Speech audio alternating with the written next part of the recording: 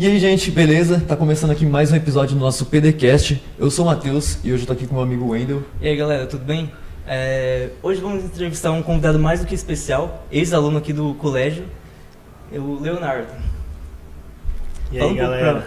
Fala um pouco de você pra nós. Nossa, por onde começa? Sou Leonardo, tenho 27 anos, sou 12 e 14 aqui do Cotil, já faz um tempinho que eu saí, mas não tanto assim, quanto parece. Na época era técnico em informática, ainda não era desenvolvimento de sistemas, era do diurno, e hoje sou formado em ciência da computação pela Unicamp, fui fazer faculdade, entrei em engenharia da computação, aí desencanei de fazer as matérias da engenharia, troquei de curso, obrigado, foi a melhor coisa que eu fiz. E estamos aí trabalhando, muitos projetos. Legal. Na época, por que você escolheu informática, mais especificamente? Olha, acho que agora você trocou de ideia. Isso é uma história, acho que nenhum dos professores aqui sabiam, que até um ano antes de prestar, eu queria prestar enfermagem. Porque é aquela história, né? Fazer medicina, enfermagem é o mais perto, vamos prestar enfermagem. Aí eu comecei a fazer um curso de programação, aqueles cursos de web designer que tinha antigamente. Comecei a tomar gosto, achei bacana, falei, não quero enfermagem não, vou fazer isso aqui. Aí me inscrevi, passei e fiz informática, mas foi a melhor coisa que eu fiz, não me arrependo nem um pouco. Entendi. E perguntando mais um pouco, depois que você saiu ali, etc., você já foi atrás de um estágio, alguma coisa? Como é que foi essa experiência do primeiro emprego? Sim, quando eu me formei, naquela época, eu não sei se hoje ainda é assim, algumas empresas grandes, principalmente de Campinas, vinham fazer prova de estágio aqui. Então chegava final do ano, eles vinham fazer uma apresentaçãozinha, fazer uma prova, e aí mandavam um teste técnico, você tinha que fazer, às vezes chamavam para fazer uma etapa lá em Campinas, e na época vieram algumas empresas aqui, acho que são bastante conhecidas, foi a CIT, a Dextra e a antiga Móvel, que agora é uma holding que é dona do iFood e outras empresas. Acho que até hoje a CIT vem pra cá, né? É uma empresa bem grande, eles estão muito maiores do que era antigamente, inclusive eles compraram a Dextra não existe mais. Eles compraram a Dextra e na época eu fiz os processos deles e passei no da CIT, fui chamado, comecei o estágio lá. Então, começo de fevereiro, juntou todo mundo, fizemos o hackathon lá do estágio, passei, começando em fevereiro. Fiz 20 dias de treinamento, só que saiu o resultado da Unicamp e o meu curso era integral. Então eu falei, vai ser meio complicado fazer o estágio e o curso integral, porque o primeiro semestre, se você entra sabendo e faz a tempo, você até consegue ajustar a sua grade. Mas como eu não sabia, então não consegui mexer na grade e aí falei, não compensa focar no estágio nesse momento, até porque era um curso na área e tal. Então, no final das contas, eu não sou técnico de informática. Até hoje eu nunca peguei meu diploma porque eu não terminei o estágio. Mas, no final das contas, para mim não fez diferença nenhuma porque eu continuei na área, então, na prática não muda muito. E hoje, onde que você trabalha? Com quais linguagens? Hoje eu trabalho com bastante coisa. Eu sou bem generalista, gosto bastante de ser generalista. Hoje eu trabalho como Tech Lead, numa empresa americana chamada Amblink. Oferece serviços financeiros para público americano, mas os donos são todos brasileiros, então é mais tranquilo. E hoje lá eu estou como Tech Lead, então o que precisar mexer, eu estou mexendo. Então hoje eu trabalho principalmente com back-end e um pouco de infraestrutura, mas eu trabalho com Python e framework Django, amorzinho, amo Django. Já mexi antes com Node, com um pouquinho de Java por muito pouco tempo e ainda hoje mexo um pouquinho com React, mas bem pouco, eu mexia mais antigamente, já trabalhei com um pouquinho de React Native, arranhei umas coisinhas no Flutter, mas sinceramente eu não gosto de trabalhar com mobile. Tem gente que ama falar, meu Deus, o aplicativo é maravilhoso, coisa mais incrível do mundo, eu odeio. trabalhar com aparelho e loja de aplicativo para mim é um parto. Nossa, eu odeio. Odeio. Eu sou do web. Sempre fui, sempre vou ser. Prefiro web. E aí com o Django eu trabalho bastante com HTML, CSS, um pouco de JavaScript puro. Trabalho bastante com a AWS. Banco de dados trabalho bastante. Uso banco todo dia. Fico logado o dia inteiro. Rodo coisa em telinha preta. Isso é legal, a questão da AWS, né? E acho que você já veio aqui da palestra de MongoDB, se não me engano. Como que você... Já dei palestra de MongoDB. Então, o que você pode nos falar sobre dar palestras, assim? Que eu acho que é algo que interessa pra gente, futuramente, dar palestras aqui no Cotil, de volta. Olha, é bem gostoso. Eu gosto bastante. Sempre que dá, eu venho aqui, dou um workshop. Às vezes até 2 no ano, se eu conseguir. Depende também da disponibilidade de horário, né? Porque, querendo ou não, para dar um workshop, a gente tem que ocupar o espaço de uma aula que é de algum professor que já é um horário apertado. Ou então depender do ânimo dos alunos em virem um horário que eles não têm aula, que é o mais difícil de tudo. Exato. Mas assim, é muito gostoso e para mim o que foi fundamental para fazer esses workshops é a proximidade com os professores do curso. Então depois que eu formei, eu continuei vindo aqui, continuei trocando ideia com os professores. De vez em quando, sempre um ou outro pergunta sobre alguma tendência de mercado, o que o mercado está usando de linguagem, de framework. Não necessariamente para mudar a ementa da disciplina toda, mas pelo menos para adicionar uma aula ali, às vezes no fim do ano, quando sobra um tempinho, falar de um tópico específico. Isso ajuda bastante. Mas eu já dei vários workshops aqui. Já dei workshop de React, já dei workshop de Node, workshop de Mongo, já dei workshop de Clean Code. O que mais que eu já dei workshop aqui? Nossa, eu já dei vários. Nem Histórico está bem cheio, então, né? Eu já vim aqui em eventos sobre vida universitária. Teve uma vez um evento, acho que, se não me engano, foi o professor Maurício que organizou. Foi sobre ex-alunos contando um pouco da vivência universitária, como que é permanência, moradia, essas coisas. Então, ele me chamou outros alunos que já tinham formado também. Foi bem legal. Então, às vezes eu apareço no Copa aqui, vejo os projetos, é legal voltar, ver como que está o colégio, é bem bacana ver a mudança ao longo dos anos. A gente vai estar te esperando. Se tudo der certo, bater a agenda... Na Facetech. Facetech é um negócio novo, na minha época não tinha essas coisas. Não tinha. Na minha época não tinha nada de projeto. Pra vocês terem uma ideia, teve ano, quando eu estudava aqui, que no Copa os alunos estavam tendo aula. Não tinha aluno trabalhando no Copa. O Copa era professores apresentando o colégio. Em salinhas específicas. Não tinha toda esse evento que é hoje de ter show de aluno, ter os projetos individuais. A gente começou isso quando eu estava no 3º ano, que foi assim, depois de muito pedir, que a gente conseguiu. Na época foi, acho que teve, de informática teve 2 projetos, tinha um meu e um outro. A gente fez uma harpa laser. Na época a gente tinha uma matéria chamada automação e controle, era diferente de Arduino, era um microcontrolador específico, era um outro professor que ele tinha uma experiência com automação e tal, tinha uma empresa de automação, e aí a gente programava no microcontrolador direto e tinha uns painéis que tinha tipo semáforo, tinha vários projetinhos, controle de nível de água, então era bem legal. A gente tinha que lá colocava o microcontrolador no computador, gravava o programa nele. Tinha que fazer em assembly, compilar o programa, gerar o código de máquina, gravar no microcontrolador. Você ia lá com o microcontrolador, colocava no painel. Aí depois de muitos anos o painel tinha o quê? Mau contato, aí às vezes não funcionava, corria o risco de queimar o microcontrolador, era loteria.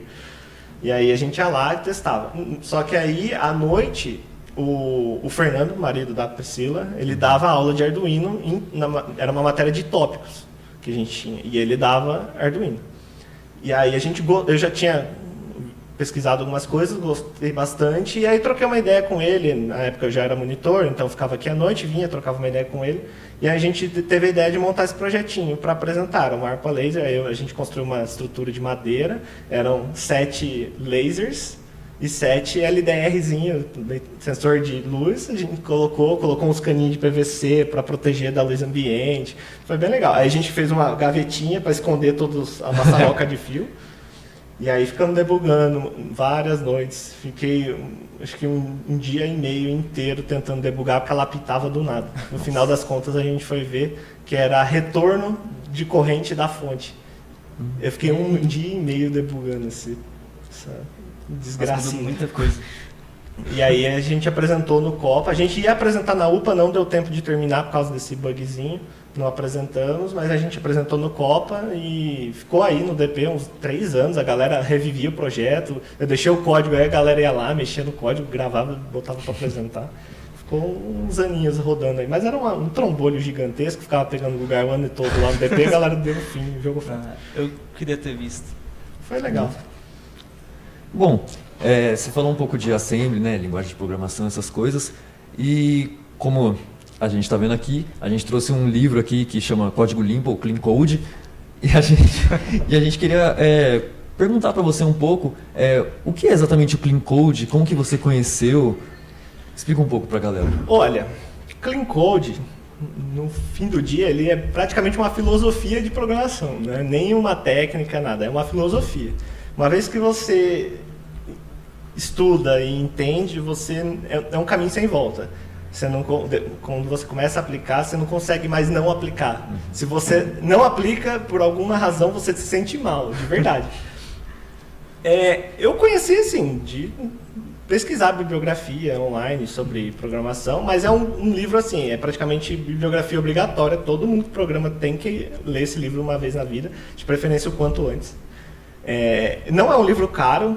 Se você pegar umas promoções, ele é bem barato comparado com outros livros de programação. Acho que quando eu comprei esse aqui, eu deve ter pago tipo 50, 60 reais. Se você pegar um livro de programação, sim, mais famoso, você vai pagar 500, 600 reais dependendo do livro. Sim. Então, é um livro relativamente barato. E é uma literatura, tem traduzido para o português, é um dos livros mais vendidos de programação. E assim, ele é muito importante de se ler. Eu conheci falando com outras pessoas e pesquisando sobre. Aí eu falei, é um livro importante de se ler, vou comprar, vou ler e entender como funciona. E tem outras sequências, né? Tem arquitetura limpa, tem o codificador limpo, tem várias coisas. Mas é aquela história, ele é um livro com bastante coisa, não necessariamente você vai usar 100% do livro. Tem, por exemplo, os exemplos do livro são todos em Java. Nunca trabalhei, assim, real com Java. Então, para mim, os exemplos é mais para ter uma noção, mas o que ele mostra não... Tem algumas questões de teste unitário, tudo em Java. Não uso teste unitário em Java. Então, assim, os conceitos você aproveita, mas o código em si não tem muito uso prático. Mas é um livro muito importante. Recomendo todo mundo que está assistindo e trabalha com programação e não leu, bote na listinha e leia o quanto antes, que é muito importante. Você falou que ele é importante. Então, qual é a importância para as grandes empresas, para as menores, para as médias e para programadores individuais, assim? Basicamente, ele vai te guiar sobre alguns conceitos de desenvolvimento, conceitos teóricos de boas práticas de código. Aqui vocês veem nas matérias de APSI, acho que é esse nome ainda, né? Quando a gente passa aqui é um conceito muito abstrato, demora para a gente entender de fato. Quando você vai trabalhar com isso, as primeiras vezes que você vai lidar com esses conceitos, ainda você fica, será que é isso? Será que não é? Aí a hora que você entende de fato, você fala, nossa, agora tudo faz sentido. Então, assim, ele traz vários conceitos, revisa vários conceitos, principalmente de orientação a objeto, dá uma passada nesses conceitos meio para nivelar um pouco. E ele traz muita orientação sobre como dar nome para as coisas, classe, função, variável, tudo o que você deve fazer, o que você não deve fazer, relação de comentário, tratamento de erro, teste unitário. Então ele traz bastante sobre esses conteúdos. Ele é muito importante para qualquer tamanho de empresa, porque o que você vai fazer um sistema aqui para 100 pessoas, um sistema para 10 milhões de pessoas, o conceito vai ser o mesmo. O que vai mudar é o tamanho do uso, escalabilidade e tudo mais. Mas o código em si, o que você vai aplicar de conceito, não vai mudar muita coisa. E ele é muito importante porque se você segue o código limpo como ele é discutido, obviamente você não vai ser estrito, abraçar e falar isso aqui é o que é a verdade, nada além disso é verdade. Você vai usar esses conceitos e ele vai deixar seu dia a dia muito mais fácil de trabalhar. Tanto para você quanto para quem está trabalhando contigo. Por quê? Você vai pegar o seu código, vai escrever ele seguindo os padrões, vai dar nomes legais, nomes descritivos, intuitivos. Por quê? Na hora que você acabar de fazer seu projeto, botar ele na rua e for fazer outra coisa, der 3 meses, você voltar, você vai ficar, o que eu fiz aqui, né? Acontece sempre. O que isso aqui fazia? Se você dá nomes claros, é muito mais fácil. É como se você estivesse lendo um texto. O código, ele é um texto. Você tem que ler ele como um texto. A ordem de leitura é como um texto. Você lê da esquerda para a direita e de cima para baixo. Então, por exemplo, um caso que ele cita. Você vai ler seu código como um texto, então o mais alto nível do seu código, então a primeira função que você chama, ela é a primeira função da sua classe, por exemplo, é o método da classe. E todos os métodos que esse método chama, eles vêm logo em seguida. Então você não vai colocar o menor método lá que pega direto do banco, você vai colocar o primeiro método da classe. Você vai pegar o primeiro método que lê do banco, trata algum caso específico, monta uma resposta e devolve para quem está chamando. Você vai fazer primeiro esse método grande, quebrar ele em partes menores e colocar essas partes menores logo em seguida. Então você meio que vai seguindo a ordem lógica do seu código ali. Acho que é isso. Assim, de importância vai facilitar muito. Sabendo disso, como que você, você consegue analisar que você olha para um código assim, etc. Você olha e fala, nossa, acho que esse código aqui está precisando dar uma mudada aqui, está precisando se adequar um pouco ao clean code porque não tá inelegível, né? Olha, como você identifica? Primeiro, o código não funciona. Primeira coisa. Não funciona, tem que mexer. Ponto. Segunda coisa, o código funciona, mas ninguém faz a menor ideia do que está acontecendo ali. O que está fazendo, por que está fazendo. Então, antes de refazer, você tem que entender o que ele faz hoje. Então, beleza. Esse também é um ponto muito importante. Terceiro, performance. Não tanto com clean code, mas em questão de nomenclaturas, mas de estrutura mesmo. Então, você vai olhar, rever se você consegue otimizar alguma coisa. Ou deixar, por exemplo, tem uma rotina aqui que faz, 5 queries no banco. Posso fazer em menos? Posso fazer em 2? Posso usar um join aqui e trazer tudo de uma vez? Então, também é passível de refatoração. Isso traz também um princípio que o livro traz, que é sempre deixar melhor do que você pegou.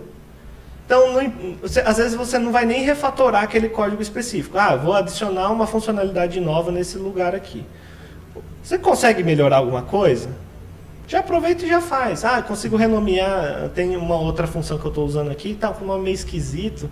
Vou renomear. Hoje em dia, antigamente era mais difícil você ficar achando as ocorrências no código e tal. Hoje em dia, o VS Code, você dá command click ali, Ctrl click, ele já vai para definição. F2 já renomeia tudo. Cara, muito mais fácil.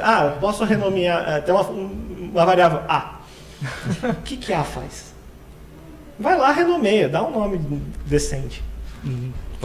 A gente programando em Java esses tempos agora, o IntelliJ, que é o software que a gente usa, direto ele está recomendando ali, sinalizando o que é, por exemplo, uma sobrescrita, essas coisas. Então hoje em dia está muito mais facilitado para você ter um código mais limpo. Qualquer coisinha tem algum vermelhinho embaixo ou até um amarelo, né? Que dá para melhorar e tal. Auto-import, tudo isso daí. Tem que tomar cuidado, porque às vezes ele faz umas caquinhas, mas é muito útil, muito útil. E você falou de deixar sempre melhor quando você sair e tal. quando a gente entra na empresa e a gente vai mexer em um projeto novo, ou um projeto antigo mesmo, um projeto legado, o que a gente pode fazer para melhorar lidar com esse código legado que a gente fala, né? Primeira coisa, código legado. Sempre que você vai refatorar, a primeira coisa que você precisa fazer é teste. Se você não tem teste, a refatoração fica muito mais difícil. Por quê? Se você tem o teste, você garante como ele está funcionando hoje. Então você faz o teste, passou no teste. Você vai refatorar, o teste tem que continuar funcionando. Sim. Se ele quebrar, tem coisa errada. Então a primeira coisa para fazer uma boa refatoração é teste. Você não tem teste, a chance de dar problema é muito grande. A menos que você saiba exatamente o que você está fazendo, ou que seja uma alteração pequena, tipo só renomear coisas, e ainda assim pode dar problema, porque pode ter um caso que o editor não ache, enfim. Mas teste é infalível. Se você tem teste automatizado, ele facilita muito você trabalhar com código legado. E é um pouco disso que eu falei, de melhorar. Vai mexer no código legado? Sempre pode ser uma variável que você renomeia. Ele vai melhorar um pouquinho para o próximo que for pegar mexer. Ou para você mesmo, no caso. Então, um pouquinho que você altera já ajuda. E o principal de tudo é entender o que é esperado, o que aquele código faz e, eventualmente, se possível, entender o contexto em que aquilo foi feito. Porque também no dia a dia a gente vai encontrar muito de engenheiro de obra pronta, que pega o código e fala, nossa, que porcaria isso aqui, tá péssimo, quem que escreveu isso aqui? Aí você vai ver você mesmo. Porque uma coisa é você escrever um código com o que você sabe hoje, outra coisa é você voltar daqui 6 meses, 1 ano e voltar e escrever o mesmo código com a sua bagagem que você ganhou nesse tempo. Se você volta e não percebe diferença, tá errado. Significa que você não melhorou. Sim. Então, isso é muito importante. Mas, no geral, acho que é isso. De código legado é sempre melhorando, entender o contexto, porque é muito importante. Porque, às vezes, tem algum detalhe também, né? Que, às vezes, foi implementado de um jeito por causa de alguma limitação técnica, por causa de alguma limitação do negócio, alguma regra específica que no momento era a única forma de fazer, até pacotes mesmo, às vezes você implementa de um jeito porque no momento não tem uma biblioteca que faz aquilo por você. A famosa gambiarra. Exato, Sempre tem. Não tem nenhuma biblioteca que faz aquilo que você quer. Você volta dali 6 meses, nossa, tem 5 bibliotecas que fazem aquilo. Você fala, putz, gastei maior tempo para fazer isso aqui. E, enfim, aí você vai, às vezes você troca implementação, trocar o pneu com o carro andando. É bem louco. Você tinha chegado a comentar em questão das empresas, etc. Porque normalmente na empresa a gente sempre trabalha em equipes com o mesmo código. Então é sempre bom a gente estar, que nem você falou, nomeando, por exemplo, as variáveis com um nome bem sugestivo e etc. E no nosso caso, por exemplo, mais os alunos noturnos, né, que eles estudam à noite e normalmente eles procuram para fazer estágio nesse período da manhã e da tarde. E para essas pessoas que estão ingressando agora no mercado de trabalho, etc., qual dica que você daria assim, para começar a já aplicar o Clean Code no ambiente de trabalho? Praticar.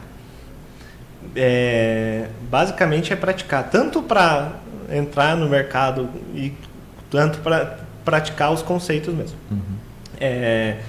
Pega código que você fez no técnico, por exemplo, se você estiver no segundo ano, pega código do primeiro. Se você está no terceiro, pega do primeiro e do segundo.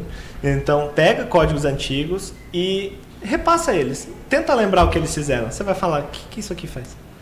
Aí, beleza, vai e pratica, renomeia, deixa organizado. Espaçamento, uma coisa muito importante que o livro traz é espaçamento. É espaço em branco, não tem significado nenhum. Faz toda a diferença. Toda a diferença. Você pegar um código que é um salsichão, tudo amassado ali, um código que tem tipo 2 linhas em branco entre cada linha de código, você vai demorar muito mais tempo para ler e entender ele do que você ler um código bem organizado. Então, praticar, pega coisas antigas, pega código de outra pessoa, você fala pro amiguinho, manda seu lab para eu dar uma olhada, manda seu lab para a pessoa, vocês trocam, refatora. Isso ajuda a treinar pair programming, revisão de código. Então fazer junto. Aqui ainda os PCs ainda são usados Em dupla. Então, o pair programming vocês já praticam bastante, mas revisão de código, então faz um, manda para o outro revisar. Isso é legal, você pode usar muitas outras coisas para praticar isso, não só o código, você pode praticar o GitHub. Você abre um pull request, manda para o amiguinho, marca o amiguinho para revisar. O amiguinho revisa, vai lá, aprende como que é o processo de revisão, comentar o código. No GitHub você tem a opção de ir lá no pull request, comentar uma linha. Olha, essa linha aqui, o que ela faz? Não entendi. Então, para praticar a ferramenta mesmo, porque GitHub muita gente usa. E quando não usa Bitbucket e GitLab, que é praticamente a mesma coisa. Então, são coisas que você não vai perder, você vai usar em algum momento, não importa onde você vai trabalhar. E praticar o código mesmo. Os próximos labs que for fazer, já tenta fazer nomes legais, estruturas legais. Uma coisa que o livro traz também não tenha preguiça de dar nome para as coisas. Por exemplo, você vai trazer uma lista de usuários ativos da sua aplicação. Você não vai chamar lista de U. Você chama Active Users. Usuários ativos. Se o código está em português, não tem problema. Usuários ativos. Dá um nome. E quanto mais alto o escopo daquele código, né, quanto mais global, entre aspas, o seu código tá, mais descritivo ele tem que ser. Você vai botar um contador de for, você não vai botar contador. Você pode botar um i, você só vai usar naquele pedacinho de código ali. Então você está vendo onde ele está sendo usado. Agora, você vai usar uma variável, um método que ele vai ser usado por metade da aplicação, dá um nome. Não tenha preguiça de escrever nome. Hoje em dia tem autocomplete, você não vai precisar ficar digitando o nome 50 mil vezes. Hoje tem os Copilot da vida, né? Então já tem autocomplete também, facilita muito. Praticar. Não importa a linguagem, isso aqui é agnóstico de linguagem, você pode usar com qualquer coisa. Com Assembly acho que é um pouco difícil. Fica meio complicado. Assembly é um pouco complicado, não tem espaço. E nesse tempo de você estar na área de trabalho já, toda a experiência, você já pegou algum projeto que você viu e bateu o olho e viu, nossa, isso aqui precisa de uma refatoração, mas sempre, tá tudo dando errado. Todo dia eu pego o código meu de semana passada e faço tudo errado, fazer de novo. Mas isso é uma coisa que assim, a gente tem que aprender a conviver. Não é todo dia que você vai olhar o código e falar, isso aqui está uma porcaria, vou arrumar. Não é assim que funciona. Tem prioridades, tem tempo. Então, às vezes o código está funcionando, você vai largar ele lá, quando você tiver um tempo sobrando, você vai arrumar. Você vai. Isso é uma coisa muito boa de o quanto antes você entender e aplicar o Clean Code, melhor é. Por quê? Se você começa a escrever desde cedo o seu código direito, você não precisa voltar para refatorar.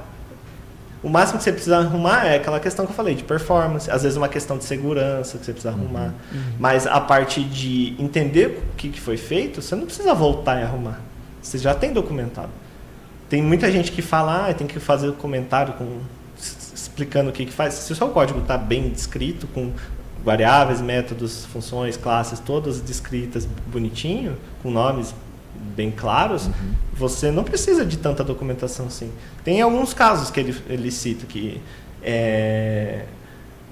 você não tem como fugir do comentário. Vou fazer uma paráfrase dele aqui, né? Não é exatamente dessa forma que ele fala, mas se o seu código tem que ser comentado, é porque ele não está bom o suficiente. Ele não chegou no patamar de não precisar de comentário. Mas tem alguns casos que não tem para onde fugir. Então, às vezes, você tem que colocar comentários legais de licenciamento de código. Isso não tem para onde correr. Você tem comentários de por que foi feito daquele jeito e não pode ser de outra forma por alguma limitação específica que não está explícita no código ou não pode ser deduzida pelo código. Então, às vezes, por alguma limitação da infraestrutura que você está usando ou, sei lá, da regra de negócio que você está implementando. Então, tem esses detalhes que tem que prestar atenção. Entendi. Se você pudesse resumir, basicamente, o impacto que o Clean Code tem em um projeto, no ambiente de trabalho, como você definiria? Quanto mais tarde você começar a usar, mais você vai ter trabalho. Tanto para refazer, quanto para adequar o novo, porque você vai ter todo aquele engessamento de mas já está sendo feito dessa forma. Então, o impacto quanto antes você começar, melhor. A definição do Clean Code no dia a dia quanto antes você começar, melhor. Se você puder, no dia que você cria a sua aplicação, já começar a usar, comece. Não adie. É isso que você tem que levar para a vida. O Clean Code é todo dia, toda hora, em todo o código. Tem situações ali que você vai ter que fazer uma concessão ou outra, às vezes por questão de prazo e tudo mais. Às vezes você não vai fazer a melhor estrutura, o melhor encapsulamento, melhor modularização do seu código. Mas, pelo menos, se você não consegue criar módulos suficientes, bem estruturados, pelo menos você escreva as variáveis, ok.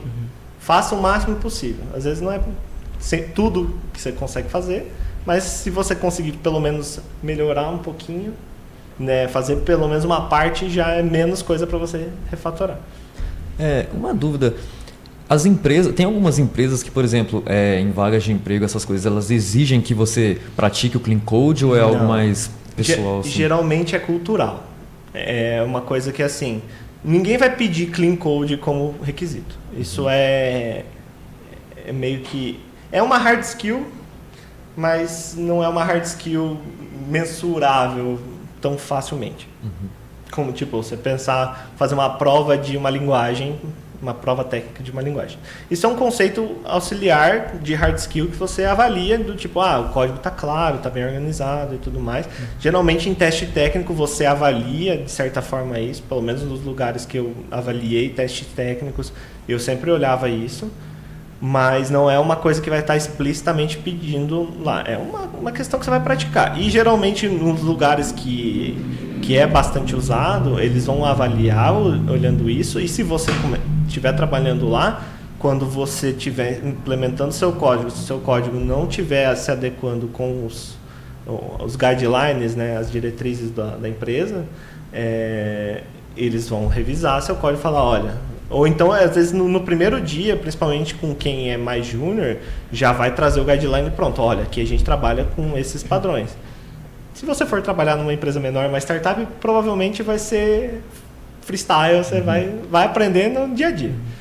Mas se for uma empresa maior, mais estruturada, às vezes não é a nível da empresa, mas às vezes a nível de time, cada time tem sua política, então você vai ter um guideline lá, olha, a gente faz mais ou menos nessa linha as classes, e até a própria linguagem, né? Às vezes você vai trabalhar com Python tem uma documentação muito clara de padronização de código. Então, o padrão de variável é esse, o padrão de classe é esse, você vai escrever seu código assim. Se você não escrever o código assim, você está fora do padrão, assuma o risco. Então, por exemplo, um caso do Python. Se você vai escrever um código Python, você não escreve camel case, tipo é o nome de atributos no Java, no JavaScript, você vai escrever no Python com snake case. Então, minha underline variável. Então, é um padrão bem claro. É uma das primeiras coisas que o Python especifica na documentação de estilo dele. Então, é mais de cada lugar, tem sua definição ali, você vai trabalhar no dia a dia, mas não é um requisito obrigatório.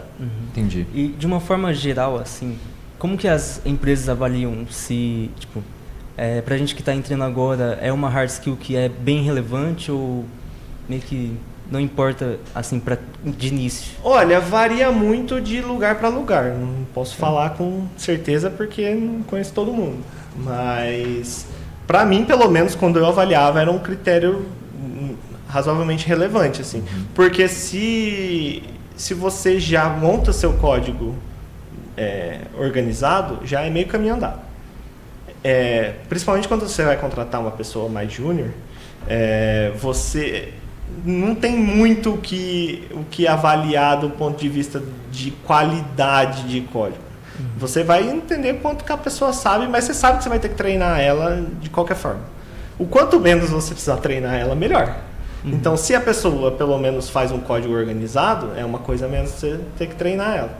Se você foca na lógica, na regra de negócio, na tecnologia que você está usando. Às vezes a pessoa não trabalhou exatamente com aquela linguagem.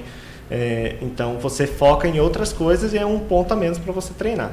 Quando você vai avaliar pessoas mais sêniores, pleno, sênior, isso é meio obrigatório. Se você escreve seu código com A igual a batatinha, tem gente aí com 5, 10 anos de estrada que escrever variável com batatinha é sacanagem. O famoso FOM. FOM, bolinha e afins. Exato, você não escreve isso.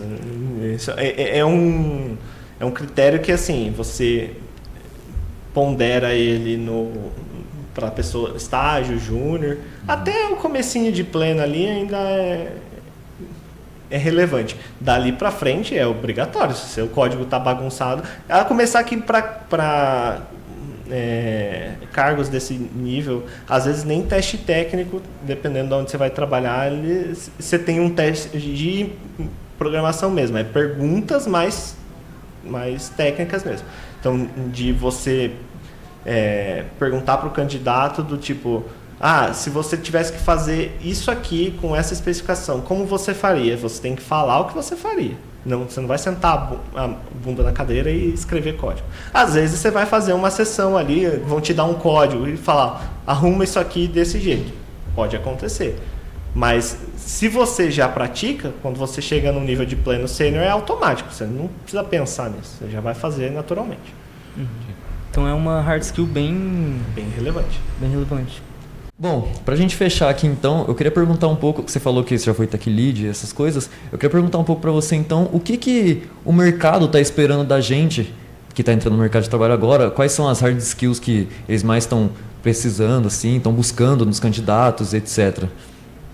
Olha, hoje em dia, a vaga para júnior estágio é bem concorrida. Estágio às vezes nem tanto, porque para você fazer um estágio, você tem que estar numa instituição de ensino regulada e tem uma série de burocracias, né? Para júnior é um pouco mais complicado, porque tem muita gente mudando de área, então a oferta de profissionais tá até que considerável. Mas o que faltam são profissionais bons de verdade. Profissional, eu gosto de falar, montador de div, tem de monte, mas que galera que tem raciocínio lógico, pensamento crítico, falta bastante. Hoje, lógica é assim, fundamental, você tem que ter uma boa lógica e assim, se você não sabe a fundo a linguagem, o framework que você está trabalhando, mas você está disposto a estudar e procurar, hoje em dia o mais importante é você saber onde encontrar a informação, não a informação em si, porque a gente sabe que não dá para guardar tudo. Então, você sabe o conceito, a parte mais teórica, sabe o básico do framework, da linguagem, para conseguir se virar e pesquisar a respeito, já de parte assim, de código mesmo já é legal. E aí entram essas habilidades auxiliares. Então, principalmente para vagas iniciais, você sempre tem teste técnico, porque obviamente você vai fazer entrevista, vai fazer várias provinhas, e quando você tiver um teste técnico, você vai demonstrar isso.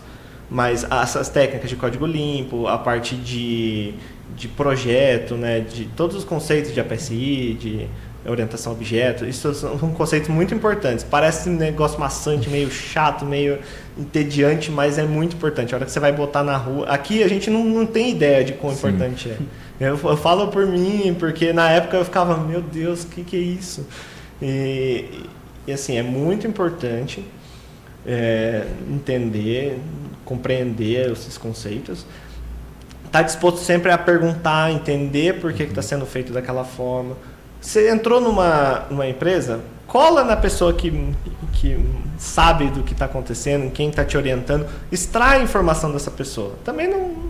Vamos lá, você pode pesquisar no Google 2 segundos ali, você pesquisa, entendeu? Maravilha, não entendeu? Senta, pergunta, por que está assim? Principalmente regra de negócio, no dia a dia às vezes tem bastante dúvida, porque às vezes é um conceito muito específico, às vezes não é da área de tecnologia. Então é legal entender essa parte do negócio para tentar facilitar o pensamento ao longo do processo. Sempre pensando, tipo, edge cases, né, casos específicos do tipo, mas e se o cliente vier por esse caminho específico com essa condição? Às vezes é um caso que nunca vai acontecer, mas se você pensar a respeito dele e entender que ele nunca vai acontecer, já é melhor do que você botar na rua sem nem lembrar disso. Então, essas skills que são hard, mas são soft também, então... relacionamento com o time, não ser uma pessoa muito retraída, mas também não ser aquela pessoa que é muito afobada. Então é a balança ali, é o yin-yang da programação. Então são um pouquinho de cada coisa, vai juntando. E no começo não adianta querer, meu Deus, eu quero ser bitolado em React, eu quero saber tudo de ponta a ponta. Não, entenda o React, saiba como ele funciona, mas dá uma olhadinha no Angular, dá uma olhadinha no Vue, procura o que está surgindo de novo. Porque se na empresa que você está trabalhando deu um problema, te demitiram, você vai para o mercado. Se você é ali bitolado no React, você achou uma vaga de Angular, mas você está bitolado no React, às vezes você não consegue se desempenhar numa vaga de Angular. Mas se você sabe um pouquinho de cada um, se eu fizer no React ele é mais ou menos assim, mas se eu fizer no Angular ele é mais ou menos assim. Saber mais ou menos a diferença de um para o outro. Não precisa saber criar uma aplicação do zero nos três. Mas você sabe, o conceito aqui, desse aqui é de um jeito, desse aqui é de outro. Então você consegue trocar uma ideia. Back-end é a mesma coisa. Banco de dados, mesma coisa. Estou trabalhando aqui com MySQL. Tá, você vai trabalhar numa empresa que usa Oracle. Triste. Mas, enfim, você vai trabalhar com Oracle. Tem coisas que é diferente. Sintaxe muda, ferramentas dentro do banco de dados muda, a estrutura, como ele funciona, muda. Então, assim, tem diferenças. Mas, no fim do dia, é banco de dados. O core ali de queries, de como você monta um SQL, a estrutura do banco, índice, enfim, tudo isso, tipo de campo, às vezes dá uma mudança ou outra, mas no geral é tudo meio parecido. Cloud, conceito de cloud hoje em dia é muito importante. Você não precisa saber subir uma aplicação na AWS, mas saiba o que é AWS, saiba o que é cada serviço. Tem muito curso grátis. A AWS tem uma plataforma de treinamento incrível. Já trabalhei com o Google Cloud também, tem muito curso legal. Se não me engano, os do Google Cloud ficam no Coursera. Tem muita coisa legal, muito conteúdo gratuito. Então, é isso. É tentar achar o seu caminho, o que você gosta. Quando eu saí, eu gostava muito de front. Hoje em dia, eu prefiro trabalhar com back, mas não, ainda com um pezinho no front, porque às vezes eu preciso mexer em alguma coisa ou outra. Tenho projetos pessoais também que eu tenho que fazer os dois, então não dá para abandonar de todo um lado ou outro. Mas entender mais ou menos para onde você quer seguir, o que você gosta, e tentar ir afunilando, mas não tão afunilado assim. O leque ainda é um pouquinho aberto. Tem uma visão globalizada. Não precisa saber, que eu comentei da AWS, não precisa saber sobre a aplicação inteira, mas sabe o que cada serviço faz. O que é um S3? S3 salva arquivo. O que é um S2? Máquina virtual. Então, você sabe mais ou menos ali.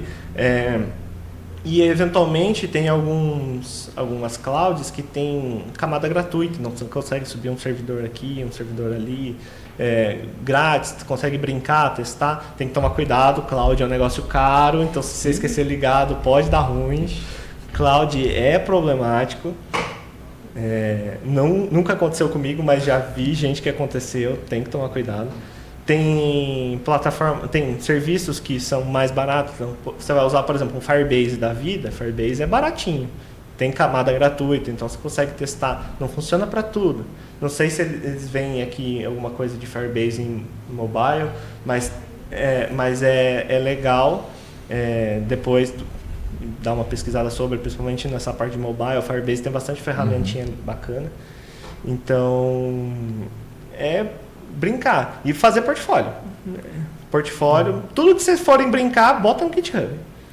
Faz um readme bonitinho, coloca lá como que você roda o projeto. Deixa lá. Depois você vai manter? Nunca. Tem projeto meu da faculdade, falei, nossa, muito legal esse projeto, vou manter. Não escrevi mais uma linha de código nele. Foi embora. Foi embora. Tá lá desde 2020 e tá lá. Mas eu acho que é isso. Sim, obviamente não vai ser uma bala de prata essas dicas. Cada caso é um caso. Às vezes vocês podem pegar uma empresa que não usa nada do que eu falei, tem uma empresa que vai 100% do que eu falei vai estar lá na descrição, na entrevista, teste técnico. Então é muito abrangente, é uma área muito grande. E o mais importante de tudo na área de tecnologia que eu digo o mundo da tecnologia é um mundo muito pequeno. Muito pequeno. Vocês vão cruzar com pessoas ao longo da vida. Não importa onde vocês forem trabalhar. Então, quem indica faz toda a diferença. Rede de contato é tudo. Então, interajam com os colegas, mantenha contato, vai trabalhar, sempre faça a política da boa vizinhança. Obviamente vai ter um atrito com um, com outro, às vezes você não vai gostar, às vezes vai acontecer uns probleminhas ali, uma discussãozinha aqui, outra lá, um debate de implementação, mas assim, sempre mantenha o caminho livre, a porta aberta, porque o mundo é muito pequeno. Muito interessante. Acho que é isso, então. Isso. Então, bom, gente, esse aqui foi o nosso episódio. Eu espero que vocês tenham gostado. Foi muito gostoso ter essa conversa com você, Leonardo. Acho que a dica vai agregar muito para mim, tanto para o Wendel, para todo mundo que estiver assistindo. Muito interessante e eu acho que é basicamente isso. É isso, então. Muito obrigado por ter vindo. Foi uma honra essa conversa e podemos fechar, então. Obrigado a vocês. Muito bom, sempre bom estar aqui de volta. Então é basicamente isso. Tchauzinho. Tchau, tchau.